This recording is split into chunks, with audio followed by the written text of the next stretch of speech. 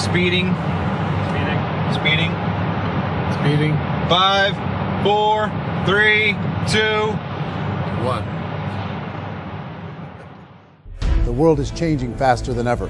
What used to take decades is now taking years or even months. What you see right now is the illusion that people have had for many decades about the workplace being this secure place to work the rest of your life. For the first time in the history of our nation, our children will not do as well as us. We've seen our friends get laid off. We've been laid off. We've had our pay cut. People are overworked and underpaid. They seem to have less time and less freedom. They live under constant pressure. This is going to be forced. And so even if your employer loves you, they may have to cut you. There's something wrong that on Monday morning, the heart attack rate increases by 35%. Technology is accelerating, job security is declining. It just doesn't seem like the old models of making a living are as reliable as they used to be.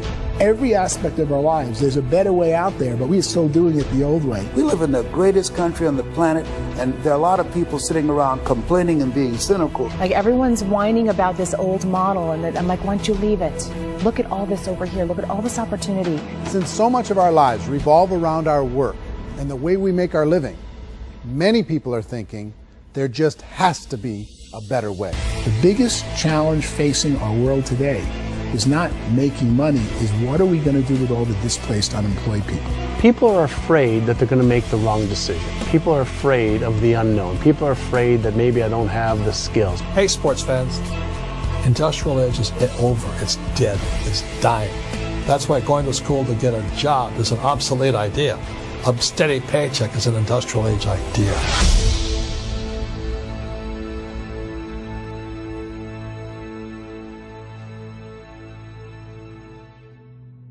It's the search for answers that has brought us here together today. My name is Eric Worre, and for almost 30 years I've been an entrepreneur, struggling at times, but ultimately succeeding. As a best-selling author, speaker, and business owner, I've spent my entire career helping millions of people around the world to become entrepreneurs. And I believe strongly that there is, in fact, a better way when it comes to how we make a living. The career landscape has changed dramatically, and many are still working in a model that is completely out of date. What worked for previous generations isn't working as well for people today. In this film, we're going to explore 3 important questions. First, what's really going on in our working world today? Second, in this new economy, is it better to become an entrepreneur, or is it safer to work for someone else? And third, if a person decides to become an entrepreneur and start their own business, how can they do it without taking on massive risk?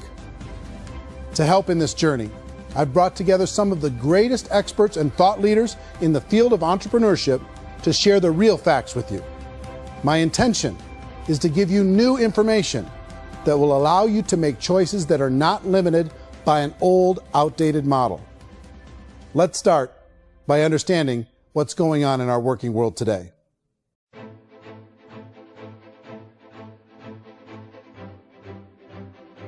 Let's look at unemployment. 30–40% of the people are honestly not working, but would be working. What our government does is if you haven't found a job in 6 months, we don't call you unemployed. We pretend you dropped out of the labor force. I've often said that unemployment, particularly structural unemployment, that's unemployment due to technological changes, is the first sign of economic growth. Think of it, 10 people live on an island. They go out every day and fish. One day, new technology shows up. A missionary brings them a net. Now, using the net, one pilots the boat, one throws the net. 2 fishermen can do all the work 10 used to. That's a 500% increase in productivity, 2 doing the work of 10, in one day. You don't have to learn a lot to learn how to throw a net instead of throw a fishing line. The island's got a big problem, 80% unemployment. But the island still has all the wealth of the fish because the 2 people produce as much fish as 10 did. Now, of course, looking back in history, these changes used to take thousands of years. And during that time, we went into farming and transportation. Some of us became doctors and some teachers and lawyers, and we developed all these new professions and new manufacturing jobs. Today, these changes are occurring literally in one day when a new technological advance occurs, and we don't have the social structures to deal with it or to retrain the unemployed people. So one of the things that I think is interesting as I travel across the country and really travel around the world is the way that we work and the way we get paid for work is changing pretty dramatically. On a global basis, everything is being turned upside down because of the rapidly advancing technologies. They are eliminating many jobs, and we have been left with many people not prepared for the jobs that exist. A lot of demand in public companies was to squeeze out all the fat and to get just as much margin as we possibly could, and fat equals humans. So this idea of job security in information age is so obsolete, but it's still taught inside our school system. And that's where the problem starts. There's no financial education in the school system, and people are still trained to be employees who work for that paycheck. This is a chart on the middle class. What's happening in the middle class, those that went to school, their incomes have been coming down for years. And parents still say to their kids, go to school, get a job. Now what happens to all those middle class people who are dropping off the ends of the chart? Well, they become what's called working poor. And this is what happens to working poor. But they say poverty is ending. Well, poverty may be ending, but working poverty is going up. And this is food stamp usage.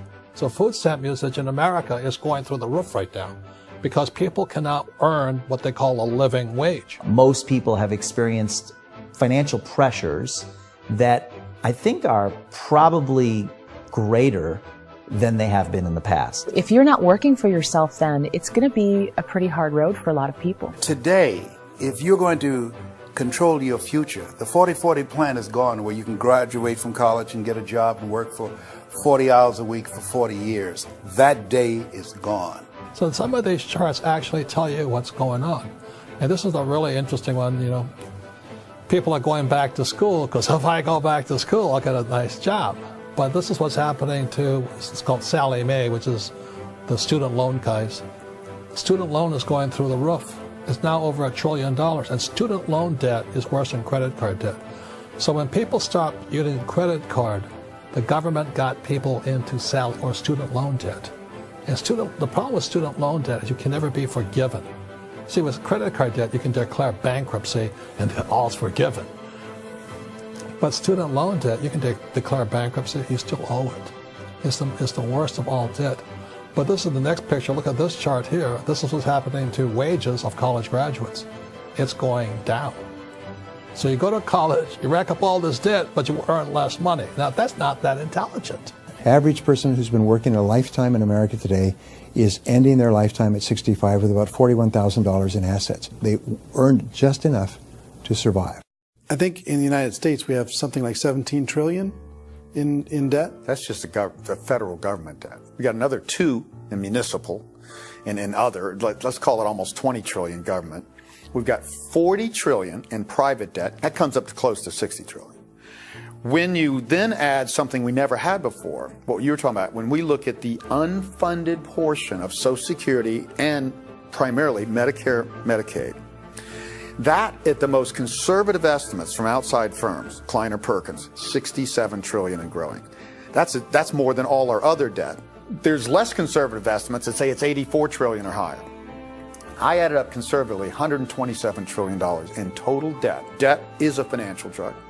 When you take it to excess, it's like taking a drug. Yeah, it makes you feel better, it enhances your performance, but at a huge cost, eventually it kills you. And so that's what happens. We keep doing more and more debt, and you get less and less results, just like a drug, until the debt gets so high that it crushes the whole system. That's where we're at, 8.2 times GDP. You know who I feel sorry for? I feel sorry for the person who dreads going to work, who is sick to their stomach on Monday morning, who hates their alarm clock, who gets a little glimmer of hope on a Wednesday because it's hump day and says, thank God it's Friday. And they live for those 2 days a week where they get to be themselves and they don't have to be around people they don't like, and they don't have to play the political game in the office, and they don't have to live this half life. The person that works 50 weeks a year just to be able to have the 2 weeks for vacation. And you know what happens to most of them? Nowadays, they don't have a vacation. They have a staycation. They have time off of work, but they don't get to go where they want to go because they're overextended. They've got all this debt. They got all this situation. They hate their alarm clock. They can't sleep until they're done. They have to spend most of their life in traffic. I feel sorry for that group of people because there's a better way. They just don't know it. I see this really interesting attempt at rugged individuality in a 6x8 rectangle. And I feel like you're all the same, except for the little push pins of the pictures. There's different pictures. Yours is named Jenny and his is named Sujara, but it's the same people. And this is how they are, and they're just like the zombies, and there's no joy in there, there's no fun. There's always like the wacky woman who decorates her cubicle, and that's the most she can do there. You got to give her credits, right? The wacky cubicle woman. The basis for their life is worry. I'm worried, you know, maybe I'll get fired. I'm worried maybe my company will go out of business. I'm worried I can't keep spinning the plates on paying the bills. I'm worried about how do I send my kids to college. I'm worried, what if the transmission of my car breaks? That's, you know, 2 or 3, I can't fix it. People live in a sea of worry, and it eats at them. Those signs that people held up during the Depression didn't say looking for gainful employment in a cubicle. It said looking for work. Work is what we're looking for. Job is just a unit of measurement. Work is what we're going after. It's time to look in the mirror and say, it's not the economy, it's my economy. It's my little world of where I am. I need to improve. I'm not going to wait for the economy to come back because, frankly, the economy is doing great in this country. So I'm here on Wall Street, the financial center of the universe, the financial capital of the world. This is where most people's money goes to at least be held for a time, right? With interest rates in banks being effectively zero, and many experts are predicting it's going to stay at zero for the next 10, 20, even 30 years, people feel like they don't have any choice but to put their future into equities, to put their future into the hands of other people on this stock market, and hope that the stock market goes up, hope that the stocks that their advisors pick or that they pick goes up. That's one way to go, I guess.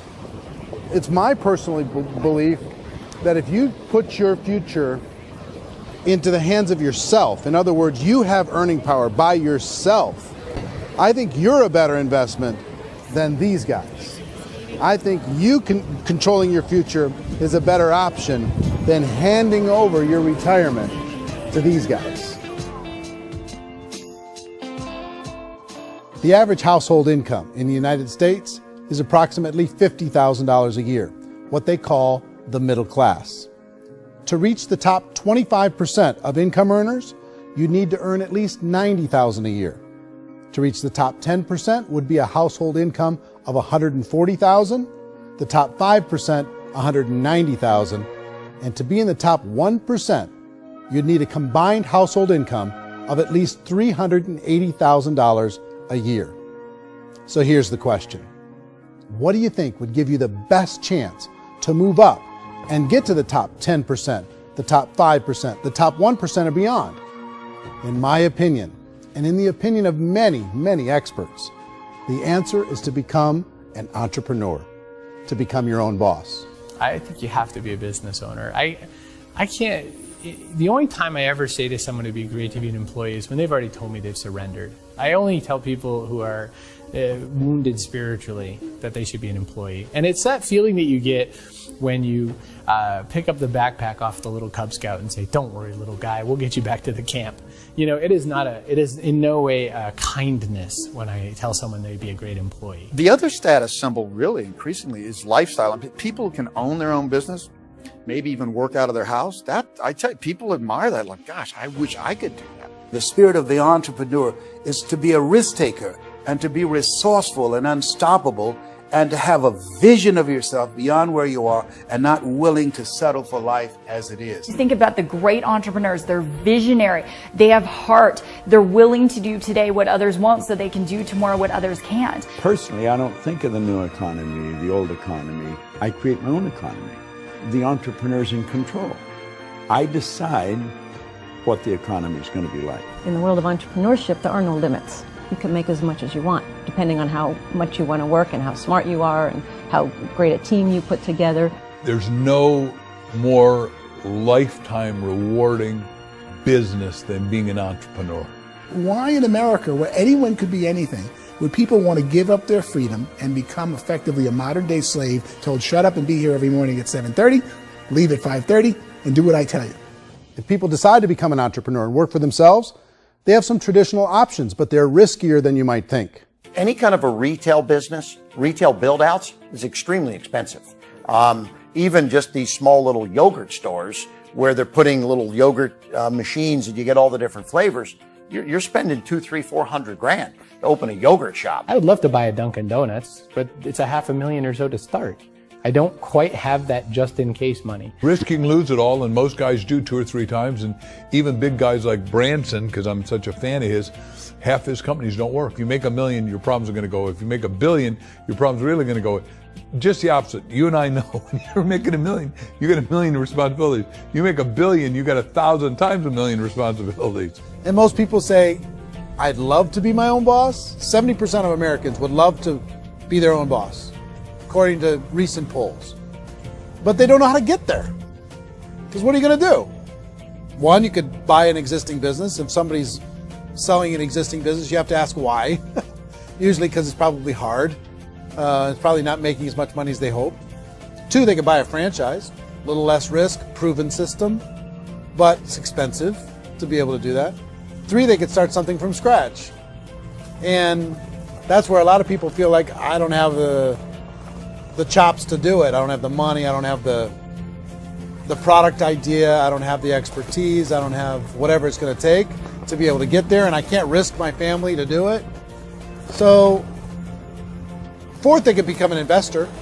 A lot of people in this town invest to try and figure out a way, but you got to be pretty smart with that game too, right? Venture capitalists, who are the very best and most sophisticated in investing in new breakthrough businesses, make it on 1 out of 11. That means 10 out of 11 are mediocre or fail. Most of them fail. That's the risk there. An angel investor is lucky to get 1 out of 15 or 20. A business is a team sport. Like, I have to have accountants, I have to have engineers, I have to have systems designers, I have to have sales, marketing, I have to have accounting, I have to have mission statements, I have to have legal and all that. The average Joe Schmo, even me, I go out there, I don't have the skills to put a business together. I think the bottom line for the 4 traditional options is they take money, sometimes a lot of it. They take expertise, and they take time. All of that adds up to just too much risk for most people. I bought a business from somebody else and it was a lot of work. And you start wondering, what did I just buy? Because I guess ultimately I own your email list and I just overpaid for it. People that start their own business, they spend a lot of money, they spend a lot of time, a lot of effort to get things started. And the more you invest on the upfront, the harder you typically work at it. Well, I can tell you what the success rate is of a restaurant. What is it? They're crazy enough. About 90% of them fail. About 90%, in how quickly? Year less. Wow. And if we're talking non-franchise, we're talking franchise, Sure. That's totally different. Yeah. But our students aren't getting franchise restaurants. You gotta invest big money. Exactly. And with someone like McDonald's, you've had to work with the company for a long period of time, really know the Even have a chance at investing $1 million. have a chance, and it's a slim chance. What if there was a way that you had all the proven aspects, the comfort aspects, and you could still control your own life? What if there was both? In other words, you didn't have to create everything from scratch. You didn't have to be a super leader. All you had to do, what if there was a proven product already? You didn't have to create the product. And there's a proven system already, proven training already. Everything except an employer. That was the only thing that you didn't have. Do you think more people would be open to working for themselves in that environment?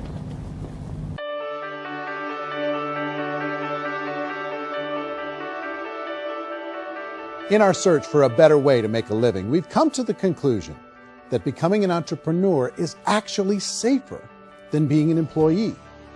And through our look at the entrepreneurial options, one particular path kept coming up from expert after expert. And I think most people will find it surprising because it's certainly a non-traditional business model. That model is for people to start their own business and become an entrepreneur through the creation of a network marketing business.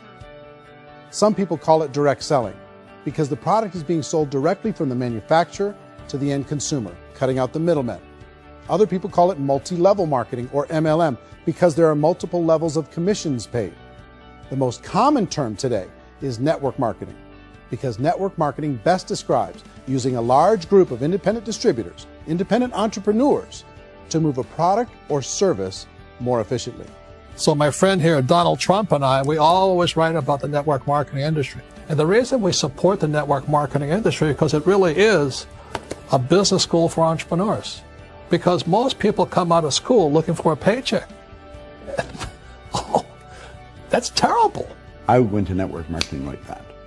I think if it didn't exist, we should invent it. It is that good. I think direct selling is a great way to do business today. It's very easy to get into that industry, and you can be self-employed, be, in effect, an entrepreneur. When we see multi-billionaires adding network marketing companies to their portfolio of companies, that would be a clue. When we see people who are very famous authors and very famous business people endorsing the industry, that would be a clue. These network marketing companies aren't $50 million companies. They're billions and billions of dollars. They lead the stock market. They're major companies. When we're going to get it? You know, and you're going to school to work for a paycheck. But if you want to be rich, be an entrepreneur. And network marketing gives you the spirit to be an entrepreneur. A traditional company will spend up to 50% of their total revenue on marketing. Network marketing companies use a different approach. Instead of having all that extensive marketing expense, they utilize a network of independent distributors to do the marketing for them. Now, why do they do this? First, because word-of-mouth advertising is so much more effective today than traditional media advertising. Second, some products need to be explained or demonstrated, and an independent salesperson can do that more effectively than an ad campaign. Third, it's completely efficient. The company only pays for the marketing of their product if a sale happens and not before. Imagine if Amazon allowed you to become an independent distributor and paid out 40% of its revenue to that distributor group. All you had to do as a distributor was recommend a product, and if a person bought it on Amazon, Amazon would take care of all the logistics, and you'd get paid for bringing the customer. Now imagine you got paid for every purchase that customer made for the rest of their lives. Well, Amazon doesn't offer this option, but network marketing companies do.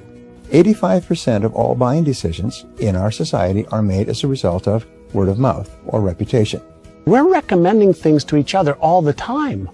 You know, who's your dentist? Who's your doctor? Who's your lawyer? What detergent, are you using? What legal system are you using? What product are you using? We're talking to each other about the things that we love anyway. When you go into a big box retailer, you're lucky if the clerk looks you in the eye, much less gives you any detailed or accurate information about what you're purchasing. So of course, this personal information, this education coming from a friend, a neighbor, a relative, or even a stranger, but one who has experience with the product is extraordinarily valuable. As a matter of fact, network marketing can educate consumers probably better than any other form of marketing. It certainly can do better than advertising, because advertising usually has a certain hype to it, and you can only get limited information. So, network marketing trumps advertising. If you were a typical sales company and you wanted to sell $1 million a month worth of product, you might go find 100 superstar salespeople. The quota would be $10,000 a month. So network marketing as a distribution system just flips the numbers. So we use 10,000 happy, raving fans of a particular product, and we don't concern ourselves so much with how much product each one of them individually sells. If they sell just $100 or $200 a month, and there's 10,000 of them, you're selling $1 million to $2 million a month worth of product. And that's the best way I can explain how network marketing works. This is the marketing arm of the company. There's not money being wasted on bricks and mortar. There's not money being wasted on inventory that's sitting stagnant somewhere. There's not of employees standing around that don't have customers. These are people that are going to connect with customers. These companies allow people to become independent distributors for extremely low cost and with no minimum time or sales quota. Essentially, they own their own business and can provide as much or as little sales as they choose. In other words, the distributor gets all the benefits of traditional business ownership without the risk. The advantage of network marketing is the ease of entry, the low risk, and the low startup cost, because almost everything else has very high risk. You can get in for a minimal investment. You're buying into a system that's already been proven, products or services that have been proven to work. The keys to network marketing is providing an opportunity for the masses to get involved, providing an opportunity for the average person who doesn't have the resources to start their own business. All of this so far is fairly straightforward, but network marketing offers another benefit, and it's this benefit that makes it so interesting for entrepreneurs. Network marketing allows a distributor to build their own network of other distributors and then compensates them on the sales created by that entire group. Direct selling is, at its base, very simple. It's the sale of a product or service to an individual on a face-to-face, one-on-one basis, just the way we're talking right now. But there's an important element as well, and that's the offering in conjunction with that sale of product, the offering of an opportunity for someone to make something of themselves. No matter what your social status is, no matter what language that you speak, I mean, look how many unbelievable people are becoming successful that speak every kind of language out there. What an awesome gift to give the world. Instead of having to work your way up in a system and prove that you could be a sales manager, they just decided everybody can be a sales manager. Everybody gets to build a sales team from day one. And so what that brought into the system of growth as a direct selling company is the concept of compounding or geometric progression. Because now you can actually grow a sales force very quickly because everybody is enrolling people in their own sales force. People who are like, oh, this is weird, I'm building a sales team, or what do you think you do at a regular company? How do you think a regular company works? Network marketing is the only industry that doesn't say your past determines your future. It looks at your past and says, okay, now what can we train you to do so you can have a great future? Every other employer out there wants to exploit you for what you already know, not teach you something new. Network marketing has the potential to save the United States and the world because it's going to teach people not to be employees, but to be entrepreneurs.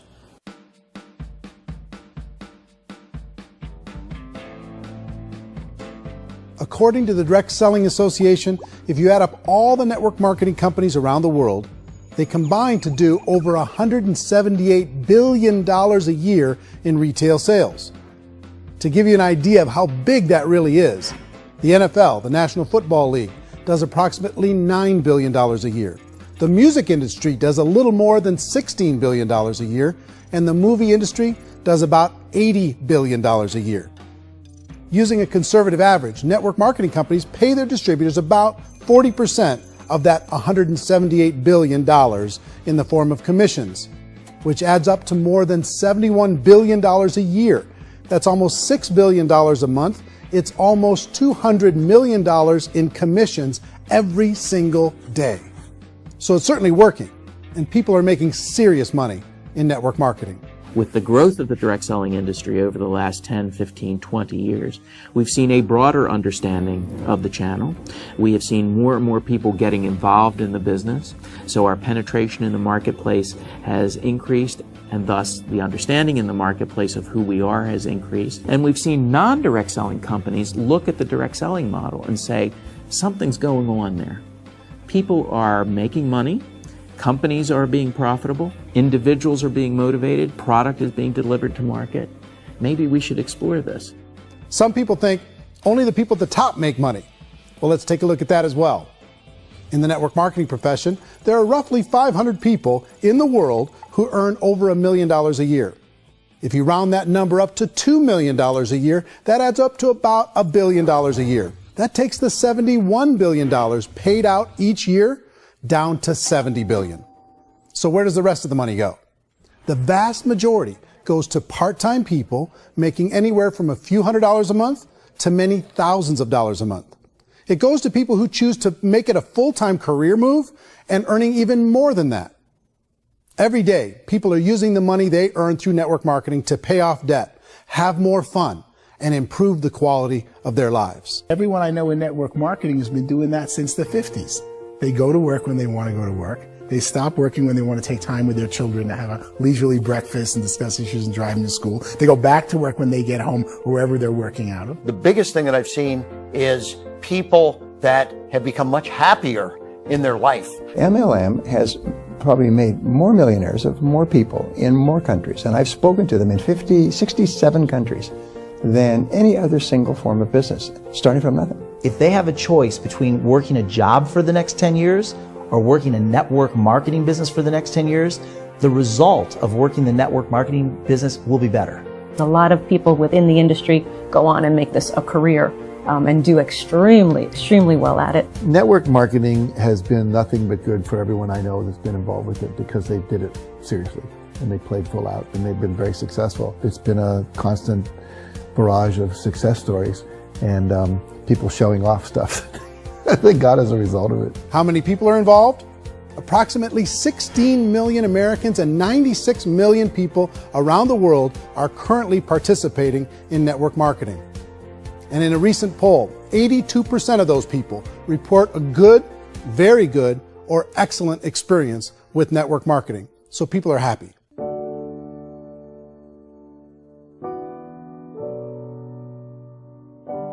So I've taken a look at the network marketing profession and really tried to understand why so many people are confused as to the validity of this as a business. One is this pyramid shape. People get really messed up with this pyramid. Oh, it's one of those pyramid things.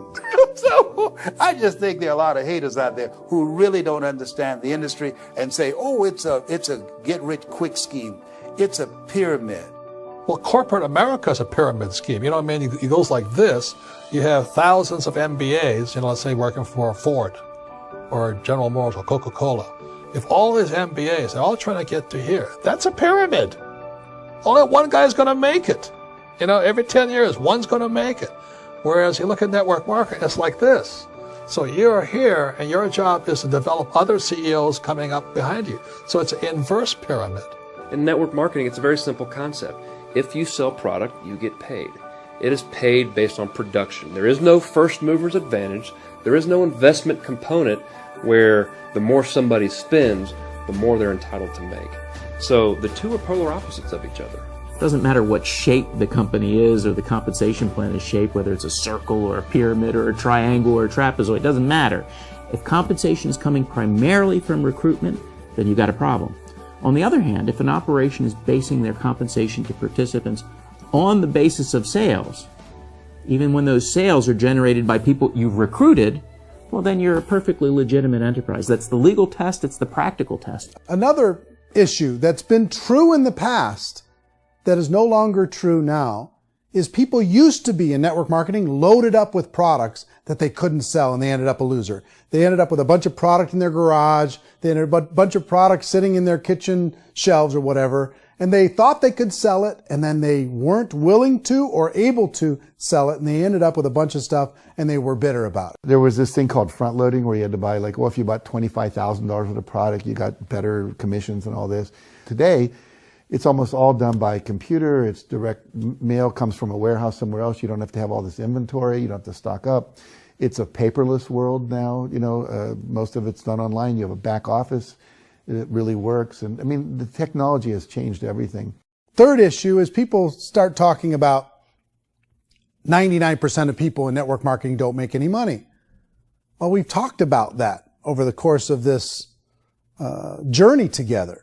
Almost $200 million a day is being paid out to network marketing distributors around the world. The naysayers, the people who say that it doesn't work, are usually the ones who just don't know how to make it work for themselves. And so they're giving you an opinion, and I tell people, don't confuse people's opinions with expertise, because opinions are free. And don't confuse sincerity with the truth, because people can be sincerely wrong. But here's the reality inside of network marketing. The vast majority of people that get involved in network marketing just become customers, and they get involved to be able to purchase product at a lower price. If you take Costco as an example, if a person goes into Costco and gets a membership to Costco so they can get a lower price on the product, we don't call that person a loser because they have a bunch of product that they walked out with a smile on their face. Yet when some people want to take a look at network marketing, they say, well, those people, they're just using the product and they aren't earning an income, so they must be a loser. They're not a loser, they're a happy customer. That's the vast majority of people that are involved in network marketing. Now, a smaller percentage of those people decide to go build a business. They earn $300 a month, $500 a month, $1,000, $2,000. That's the bulk of earnings in network marketing. And then there's the few that really decide to take it serious, really decide to build a large network, really work to make that network very, very productive. And those people make huge amounts of money and there's no cap. What I do as an outside economist, just somebody looking at this industry like any other industry I speak and say, look, what's the realities of this? 1% do incredibly well. 10% generate some additional income at pretty low risk and effort. That's fine. And 90% of people roughly end up customers. One thing that I think is real when it comes to people's perceptions about network marketing is people put this, and distributors, I think, involved in network marketing have some responsibility for this. They have sometimes unrealistic claims about the product or about the income. Most people who become distributors, they want the money, they want to be successful, but they don't have the skills. They don't know what to do. And when people don't know what to do and they're in a new business, they're scared. And when they're scared, they panic and desperation kind of sets in. So they think everyone they talk to has to get in. So if I talk to you and you say, well, no, I don't have time to do that, they're like, no, I need you. You have to do this or I won't be successful. So I start clawing on you. I start that desperation. So then I start making claims about the product, which are not appropriate, probably not even true. Or I start saying, let me show you how you can make all this money and you don't have to do anything, Eric. And so you just totally misrepresent the opportunity and you're clingy with people because you think you need everybody to be successful. And you don't. You know, one of the messages that I try to deliver most forcefully to companies as well as salespeople in direct selling is that you don't have to overpromise. The reality is in network marketing, there's a lot of hard work involved. There's a lot of effort. You're going to have to develop yourself. It's a business like anything else. It's going to take some time, but in my opinion, it's better.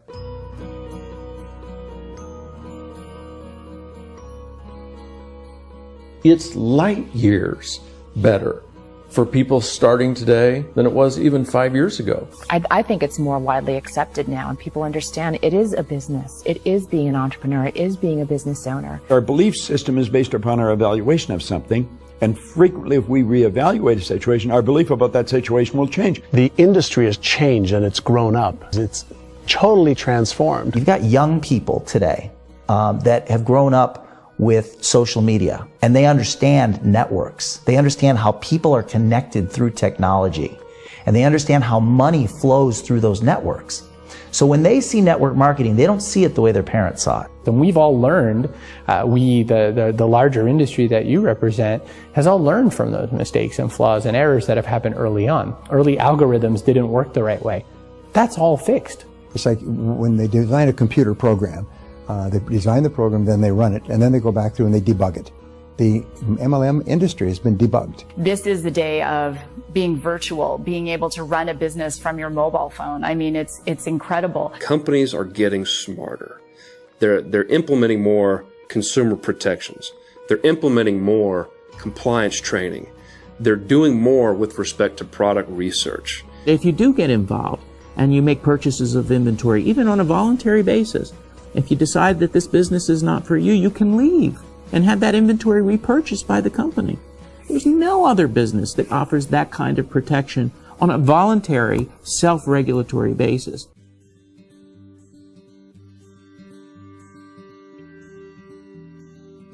If you decide to look further into a network marketing business in order to generate more cash flow for your family, I would recommend reviewing the following 4 elements. First is the product or service. And on the product or service, I would ask 5 important questions. 1, do you like it? Is it something you would feel comfortable sharing with others? 2, is there a recognized need in the marketplace? It's hard to create a need if one isn't naturally there. 3rd, does the product meet that need? Does it solve a legitimate problem for consumers? And 4th, is it priced to sell? Can it compete in the marketplace? And 5th, is it priced for profit? Is there enough margin for the company and the distributor to be able to generate income for the long term. If you can answer the questions on the product to your satisfaction, the next element to consider is the company itself. Is it well run? Do you believe in the founders or the management team? Do you feel they have what it takes to go all the way? See, it doesn't matter how good the product is if the management can't take care of the company. Good management can change with the times. They can handle adversity. They can make good decisions. Make sure you choose a company that can serve you for a long time. The third element to consider is the compensation plan. And with that, there are 3 important things to look at. First, a brand new person needs to be able to generate some money fairly quickly. It may be an obvious reason, but you can probably imagine the ripple effect of a distributor getting involved and having even a small victory fast. That can only help with the overall success of the organization. Second, a person should be able to develop a moderate part-time income in a reasonable period of time. As they develop their network and as their sales grow, they should be able to enjoy more benefits. And third, for the people who are really serious, for those who decide to really go pro in the network marketing profession, there should be the possibility to make a serious full-time income if they work hard and are committed to developing their skills. If you're comfortable with the product, the company, and the compensation plan, the last thing you should look at is the support that will be made available to you. Does the company have a website? Does it have a solid online reporting tool? Do they have comprehensive training available? Do they host events to help you build your business? If you decide to do this, what kind of a support system can you plug into? Choosing a network marketing company is a personal decision. But evaluating the 4 elements of product, company, compensation plan, and support is a great place to start. Is the company promising that you're going to get rich quick or that you can make a lot of money without a lot of effort? That's a red flag. Is there a product that you really believe in that you think can be sold? Or are you being told by salespeople or the person who's trying to recruit you or by the company itself that don't worry about the product, all you have to do is recruit other people into the business? Red flag, warning sign. If you're hearing that, take a second or even a third look. Get to know the customers, the products, the business, have some success, and see where the opportunities might take you to move up in the organization. You want to find out how concerned are they about my education, my training, and my development? Is there a space for me to grow? Most important question. Learn everything that you can about the product. Make sure it's something that you believe in, and learn everything you can about the industry and work that system. You have to be very passionate about whatever that company is doing. I would get involved. You can always test drive anything, the product, the service, the community, and then lean into it a bit. If it feels good, then lean into it a lot. Behind me is the Lincoln Memorial. And this is a place where Martin Luther King Jr. had his famous "I Have a Dream" speech. And at that speech, he talked about his dream for equality for everyone around the world, and that's a noble dream. But I think more people need to remember what it was like when they were kids and the dream was still alive in them. Before it got beaten out of them by reality, by this paycheck, by these responsibilities, and by having to live for this job to pay the bills. I think people need to remember that, go back to that. Once they know that there's a better way, I think their future is going to be much brighter. They can live a better life.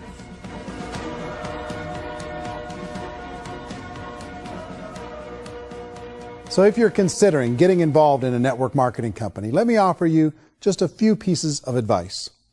First, network marketing isn't perfect. It's emotional, it's challenging. Like any entrepreneurial venture, it can have its up days and its down days. But if you have an entrepreneurial bone in your body, it's just better. Second, if you're going to do it, decide to be professional. Decide to go pro. It's better to do that than just be this amateur sticking your toe in the water. Third, as any professional, you're going to have to learn some new skills. And I promise you, inside of the network marketing profession, they're not too difficult to learn. Fourth, like anything worthwhile, it's going to take some time. Don't expect that you're going to get to the finish line right out of the gate. And fifth, it's worth it. It's worth it to be able to take charge of your life again. It's worth it to be able to control your own financial situation. It's worth it for the people you're going to be able to spend time with. It's worth it for the things you're going to be able to see and the experiences you're going to be able to experience. It's worth it for the causes you're going to be able to contribute to, the lives you're going to be able to touch, the customers you're going to be able to help, the friendships you're going to be able to develop. I promise you, it's worth it. Remember, most people are searching for answers just like you are. But I do have to tell you the catch to network marketing. If there is a catch, if you want to understand this from an emotional point of view, people say, well, it sounds too good to be true. It's not. It's hard work. But here's the catch. Most people still don't understand it. So you're going to have to endure the loss of social esteem from ignorant people. The uneducated will think less of you. Now, if you can handle that, you're on your way. If that's going to destroy you, you know what? Entrepreneurship in general probably isn't in your future. If you can face that catch, you can become unstoppable. I want everyone to really contemplate this if they're not in network marketing.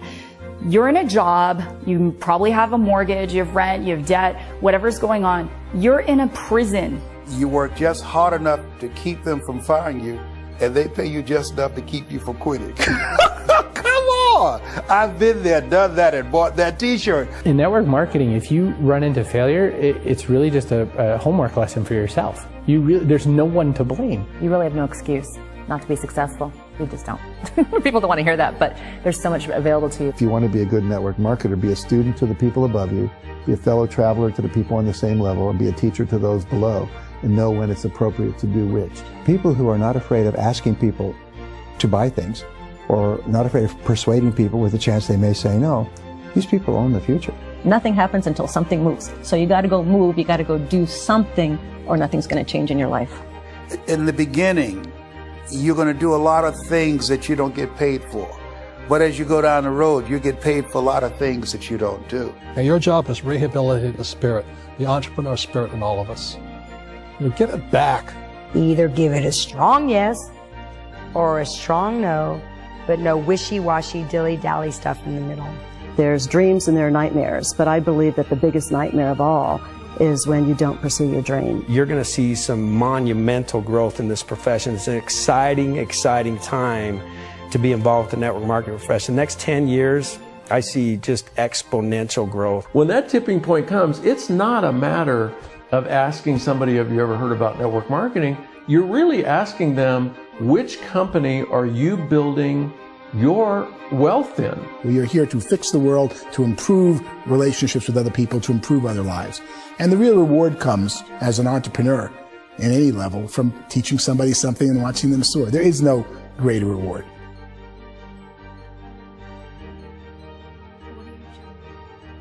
Life's too short to spend it living someone else's dream instead of your own. It's too short to spend it living at a fraction of your potential. Can being an entrepreneur be a challenge at times? Sure. But here's what you get in exchange. It can be yours. Something that you built, something that you created, something that you made happen. This balloon represents your dream. It represents entrepreneurship. My wish for all of you is that you would reach out and grab it. The choice is up to you.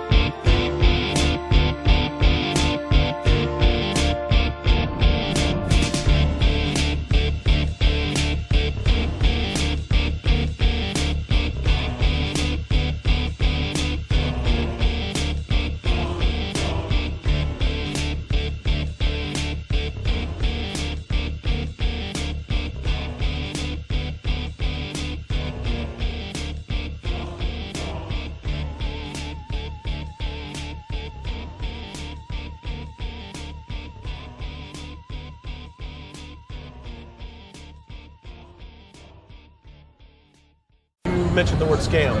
Why did you mention the word scam? The only reason it is a scam is because... That's terrible.